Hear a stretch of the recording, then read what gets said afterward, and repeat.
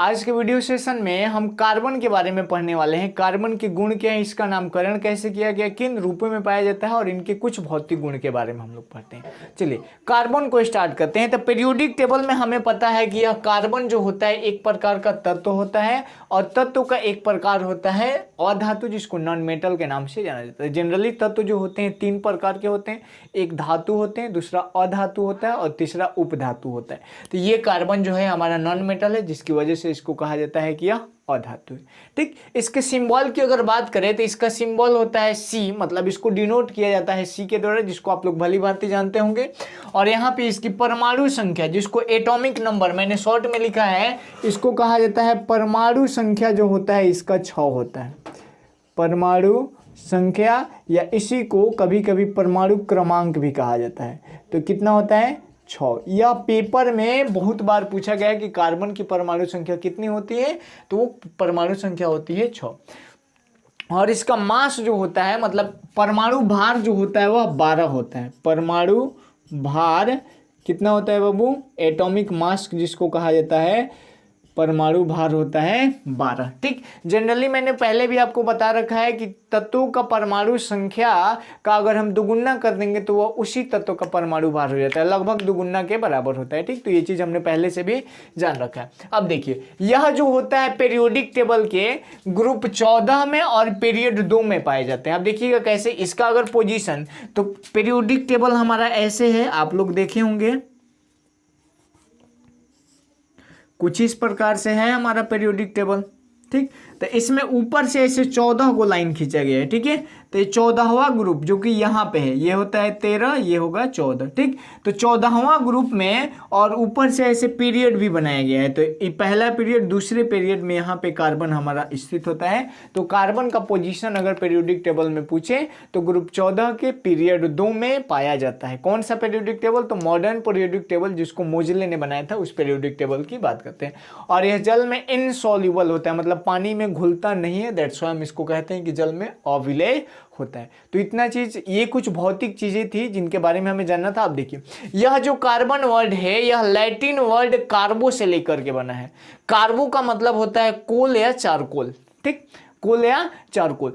5000 साल पहले रोम के जो लोग हुआ करते थे, वो लोग क्या करते थे, लकड़ी का पिरामिड बना करके मिट्टी से ढक करके चारकोल का निर्माण करते थे वो लोग। तो ऐसा नहीं है कि कार्बन का खोज यहाँ पे हुआ है, कार्बन का खोज बहुत हजारों करोड़ों वर्ष पहले, 5000 वर्ष पहले कर दिया गया था। और जैसे चीन के लोग जो है हीरे का उपयोग करते थे 5000 साल पहले, रोम के लोग जो है चारकोल का उपयोग करते थे, मिट्टी का पिरामिड बना करके मिट्टी के अंदर डाल देते थे। ठीक है, चारकोल का मतलब सिंपली आप समझ सकते हैं कि हम लोग अपने घरों में भोजन बनाते हैं लकड़ी से, और लकड़ी कुछ जल जाता है और कुछ बाकी रहता है, तो उसको हम लोग बुझा कर कहते हैं कोयला है। तो अध जला मतलब कम जला हुआ लकड़ी ही हमारा जो होता है वो चारकोल के नाम से जानते हैं। ठीक, तो इतना चीज आपको समझ में आ गया होगा। आगे बढ़ते हैं हम लोग।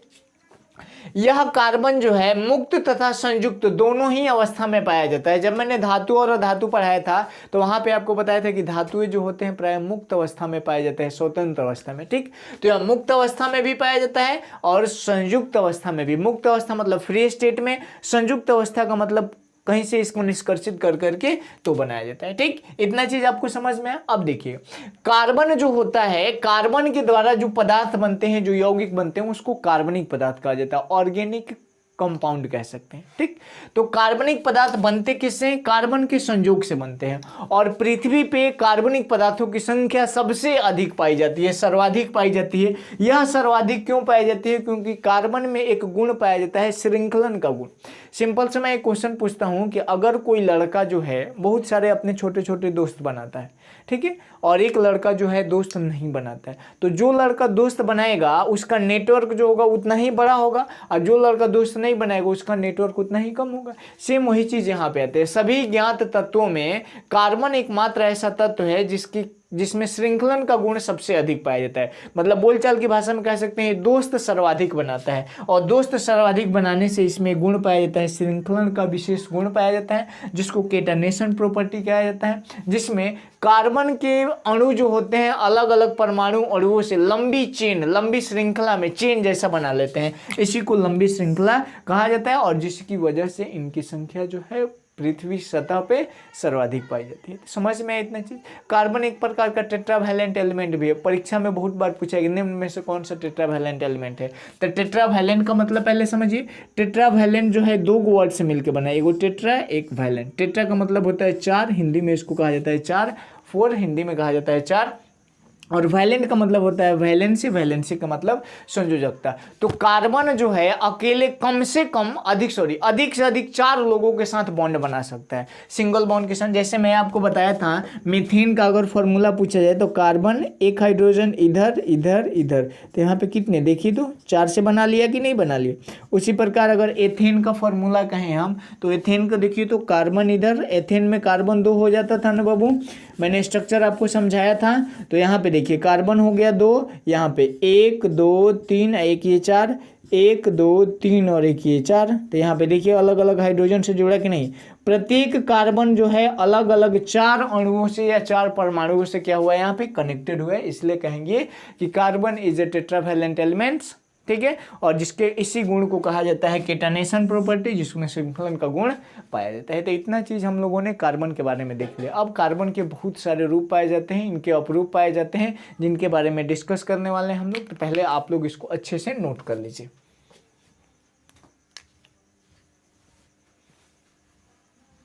कार्बन के अपरूप की अगर बात करें तो कार्बन जो है अलग अलग रूपों में पाया जाता है, बहुत सारे रूप पाए जाते हैं, जिनके 4 प्रमुख रूपों को मैंने लिखा है। पहला होता है हीरा, दूसरा ग्रेफाइट, तीसरा काजल और चौथा होता है कोयला। कार्बन का मतलब सिंपली आप समझ सकते हैं काजल या कोयला। काजल जो बच्चों के आंख में लगाया जाता है उसका मतलब हो गया। तो इसलिए मैंने यहाँ पे लिखा है कि कार्बन के बहुरूप, बहुरूप का मतलब इसको बहुत सारे रूप पाए जाते हैं। अब ऐसा नहीं कि मैंने 4 लिख देते, 4 ही पाए जाते हैं, अनेकों पाए जाते हैं, जिसको हम कोल, चारकोल, ये सब क्या है इसी का रूप है। ठीक, लेकिन अगर अच्छा इसमें एक और बात है कि ये जितने भी कार्बन के अपरूप होते हैं, चूंकि कार्बन एक अधातु है, नॉन मेटल है, और नॉन मेटल पदार्थ की तीनों अवस्था में पाए जाते हैं, तो ये चीज हमें जानना जरूरी होता है कि ये जो हीरा है, ग्रेफाइट है, काजल और कोयला है, किस अवस्था में पाया जाता है। तो अगर आप कमरे के सामान्य तापमान पे या एनटीपी, एसटीपी, आरटीपी पे अगर आप इसको रखिएगा तो हमेशा सॉलिड स्टेट में रहता है। इसलिए मैंने लिखा है एनटीपी का मतलब होता है normal temperature pressure, STP simple या standard temperature pressure, RTP room temperature pressure, जिसको हिंदी में कहा जाता है कमरे का सामान्य तापमान। ठीक, वो कितना होता है 25 से 30 डिग्री सेल्सियस होता है, मैंने पहले भी बता चुका है। एनटीपी एसटीपी का मतलब क्या हो गया बाबू, 25 से लेकर के 25 डिग्री सेल्सियस से लेकर के 30 डिग्री सेल्सियस के बीच होता है किसका, कमरे का तापमान। ठीक है, इतना चीज। अब कार्बन के 2 प्रमुख अपरूप पाए जाते हैं, जिसको अपरूप को अंग्रेजी में एलोट्रॉप्स कहा जाता है। क्या कहा जाता है बाबू, एलोट्रॉप्स, एलोट्रॉप्स, समझिएगा ध्यान से। एलोट्रॉप्स का मतलब इसी का मेन चीज, इसका पेरेंट कंपाउंड यही होगा, लेकिन इसके अलग अलग रूप पाए जाएंगे। तो पेपर में पूछता है कि कार्बन के कितने प्रमुख अपरूप होते हैं, तो 2।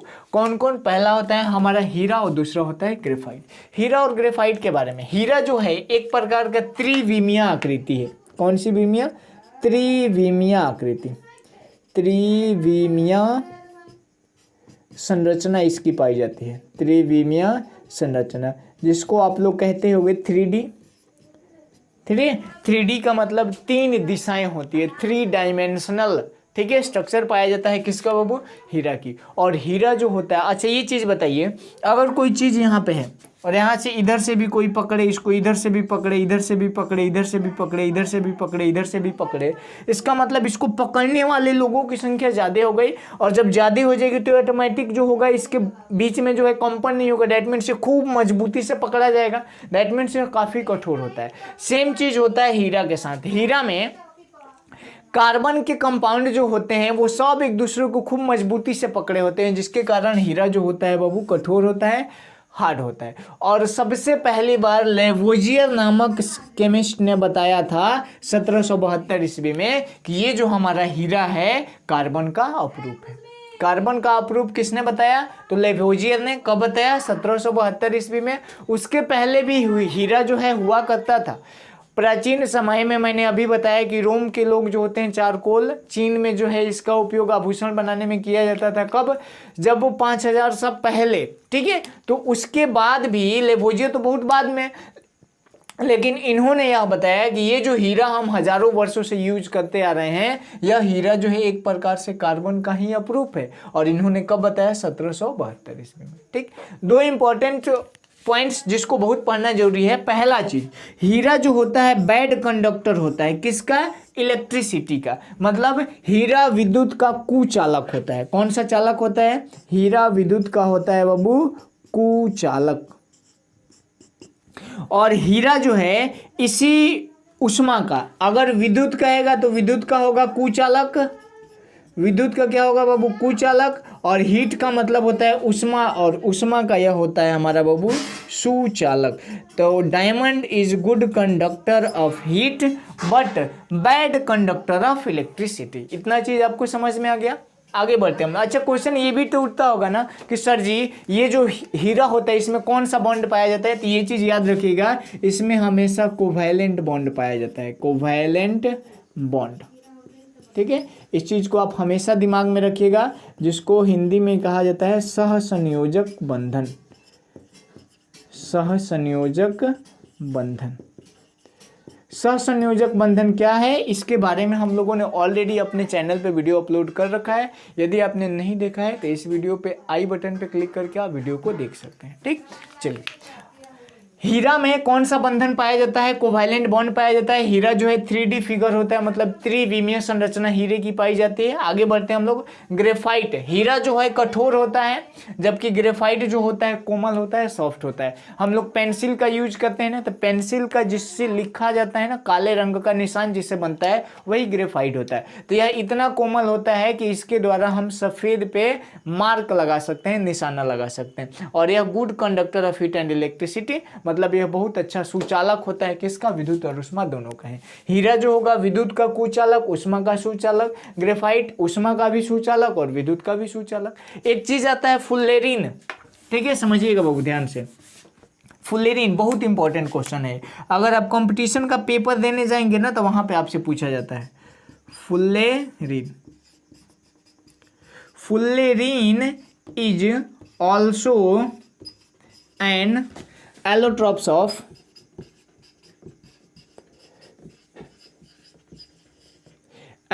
of carbon.